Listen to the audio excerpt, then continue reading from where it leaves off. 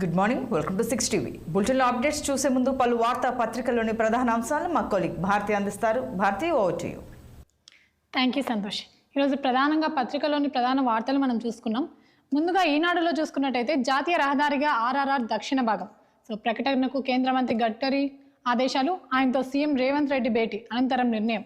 So utilities తరలింపు వ్యయాన్ని భరించనున్న కేంద్రం 14 రహదారుల అప్గ్రేడ్కు ముఖ్యమంత్రి వినతి.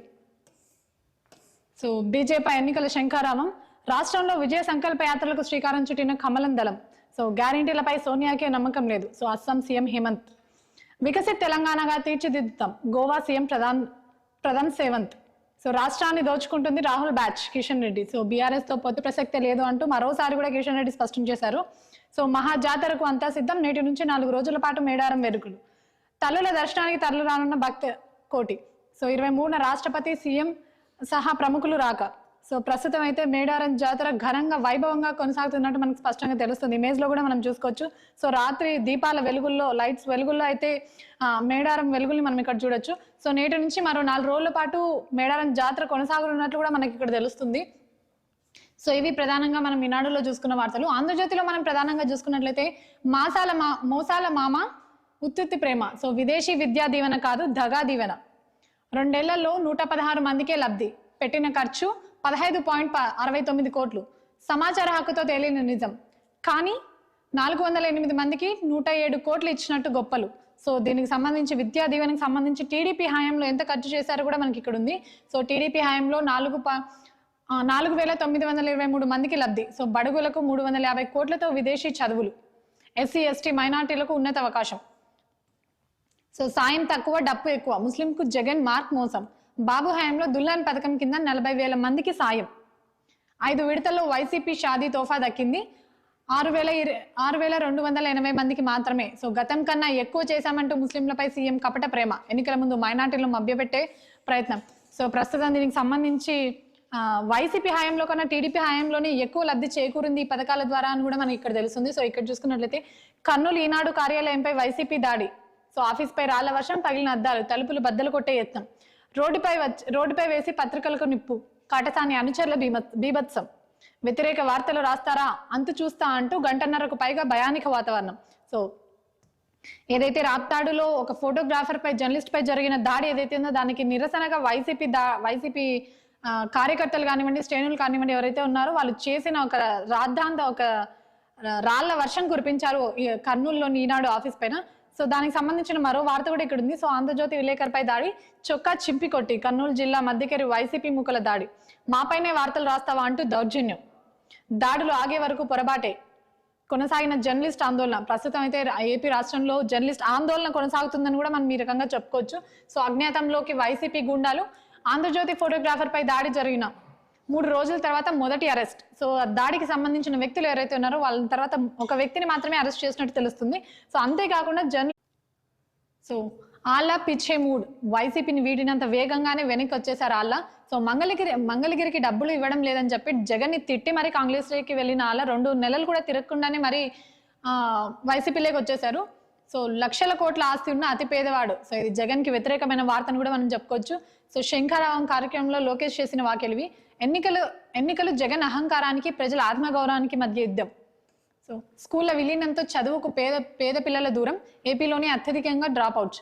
మేము వచ్చాక జీవో 117ను రద్దు చేస్తాం. ఉత్తరాంధ్రను భ్రష్ట్ పట్టించారు. సో ఒక పరిశ్రమను కూడా తీసుకురాలేదు. ఉన్నవి కూడా గుడ్డు మంత్రి దెబ్బకు పరార్. మేము వస్తే పథకాలు రద్దు చేస్తామన్న ప్రచారాన్ని నమ్మద్దు. శంఖారామంలో వినతి. ఇది నారా లోకేష్ ఒక వినతి అని కూడా చెప్పుకోవచ్చు. సో చిన్నారులపై ప్రయోగాలకు అనుమతించలేం హైకోర్టు.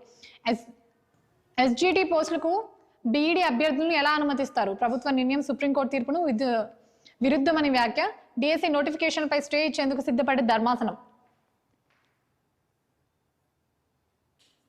సో ఇవి ప్రధానంగా మనం ఆంధ్రజ్యోతిలో చూసుకున్న వార్తలను కూడా చెప్పుకోవచ్చు. సో వెలుగులో ప్రధానంగా మనం చూసుకున్నట్లయితే సో ఇక్కడ కూడా మేడారానికి సంబంధించిన ప్రధాన వార్త మనం ఇక్కడ చూసుకోవచ్చు. సో నేటి నుంచి జన జాతర. ఇవాళ గద్దపైకి సారలమ్మ, పెనుగొండ్ల నుంచి బయలుదేరిన పగడిద్దరాజు, కొండాయి నుంచి రానున్న గోవిందరాజు, రేపు గద్దపైకి కొలువు తీనున్న సమ్మక్క.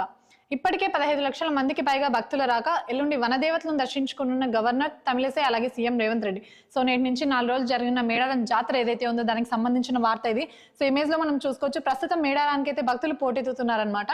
సో అంతేకాకుండా దీనికి సంబంధించి ఆర్టీసీ కూడా ఒక నిర్ణయం అయితే తీసుకుంది. రాష్ట్రంలో సిటీ సర్వీస్ బస్సులు ఏవైతే ఉన్నాయో వాటిని కూడా మేడారం దర్శనానికి వెళ్లే భక్తుల కోసం అయితే తరలించినట్టు కూడా మనకు తెలుసు.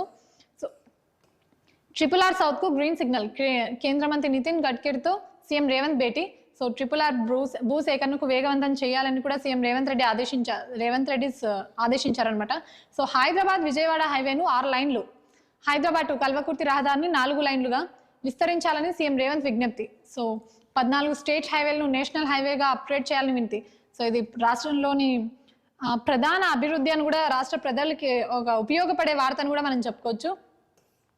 సో ఖాయా పియా చల్ గయా, ఇట్లుండే కేసీఆర్ కుటుంబ పాలన. సో ఇది విజయ సంకల్ప యాత్రలో కేంద్ర మంత్రి కిషన్ రెడ్డి చేసిన వ్యాఖ్యలను కూడా చెప్పుకోవచ్చు.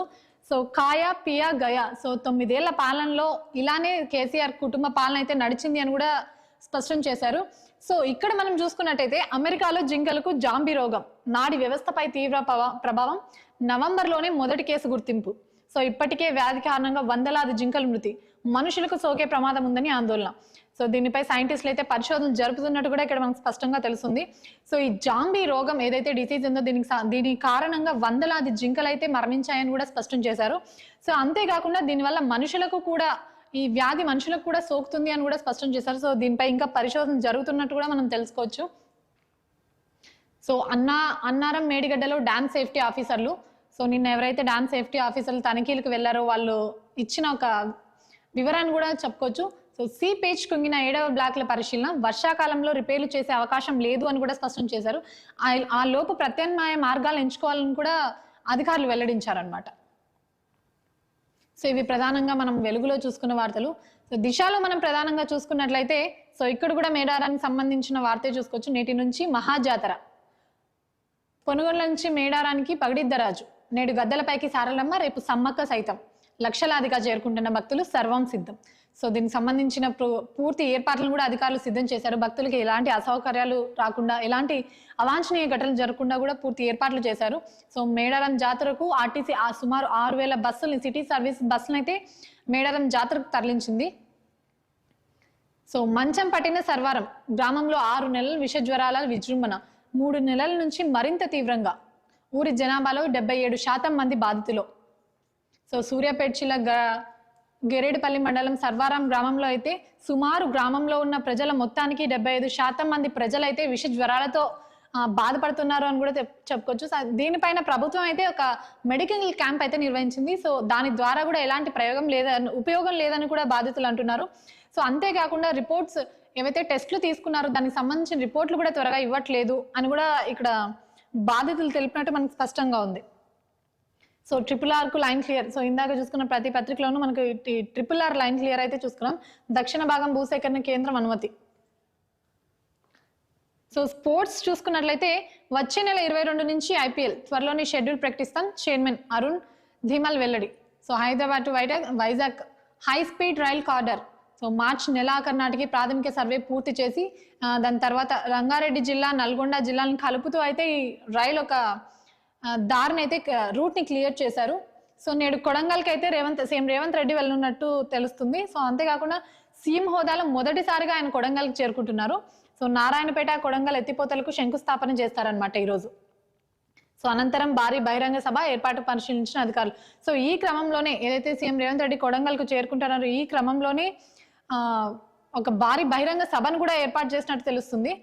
సో ముస్లింలు, మహిళలు కాంగ్రెస్ వైపే. సో 8 నుంచి 10 స్థానాల్లో గెలిచే ఛాన్స్, బీఆర్ఎస్ కు 3 నుంచి 5, బీజేపీ 2 నుంచి 4 సీట్లు. ప్రభావం చూపనున్న ఆర్టీసీ ఫ్రీ జర్నీ స్కీమ్, మైనార్టీల ఓట్లు సైతం కాంగ్రెస్ ఖాతాలోనే. So People's Pulse South First tracker poll సర్వేలో వెల్లడి. సో ప్రస్తుతం అయితే రానున్న ఎలక్షన్స్ లో కాంగ్రెస్ కి అత్యధిక ఓట్లు వస్తాయని, ఈ ఓట్లు రావడానికి కారణం ఈ ఫ్రీ బస్ ఏదైతే పథకం పెట్టారో, మహాలక్ష్మి పథకం కింద ఫ్రీ బస్ ఏదైతే ఉందో దానికి సంబంధించి ఈ కారణంగానే మహిళల ఓట్లు మొత్తం కాంగ్రెస్ పార్టీకే వెళ్తాయని కూడా స్పష్టం చేశారు. సో ఏడాదికి 2 సార్లు బోర్డు ఎగ్జామ్స్, 10th ఇంటర్ విద్యార్థులపై ఒత్తిడి తగ్గించేందుకే.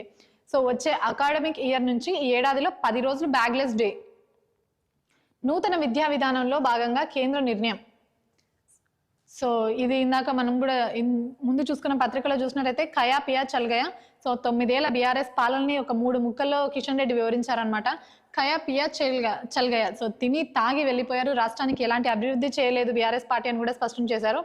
సో ప్రస్తుతం అయితే బీజేపీ యొక్క విజయ సంకల్ప యాత్ర అయితే రాష్ట్రంలో కొనసాగుతుంది అన్నట్టు మనం తెలుసుకోవచ్చు. సో వచ్చే నెల ఫస్ట్ వీక్ లో రాష్ట్రానికి ప్రధాని, ఈ నెల 24 అమిత్ షా రాక, సో పార్లమెంట్ ఎన్నికల నేపథ్యంలో బీజేపీ ప్లాన్. సో ఇవి ప్రధానంగా మనం 10 పత్రికలను చూసుకున్నట్లయితే, ఒకటి ఆర్ఆర్కు సంబంధించిన గ్రీన్ సిగ్నల్ ఒకటి, అలాగే మేడారానికి సంబంధించిన జాతర ఒకటి. పత్రికలను ప్రధాన వార్తలు చూసుకున్నాం కదా. వార్తల్లోని మరిన్ని విశేషాలు మా కొలీగ్ సంతోషి అందిస్తారు. Santoshi, over to you.